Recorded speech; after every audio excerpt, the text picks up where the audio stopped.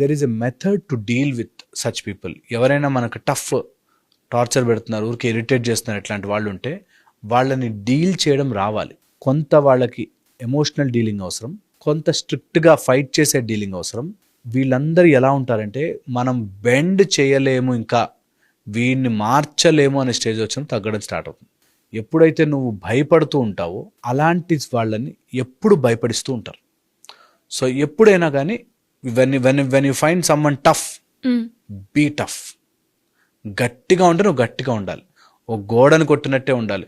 వాళ్ళు every time, మా గురువుగారు చెప్పేవారు, ఎవ్రీ టైము ఎవడైనా టఫ్ పర్సన్ నీ లైఫ్లోకి వస్తే వాడు పెనం మీద ముద్దు పెట్టుకున్నట్టు వాడు మూతి కాలిపోవాలరా, వేడి పెనం మీద.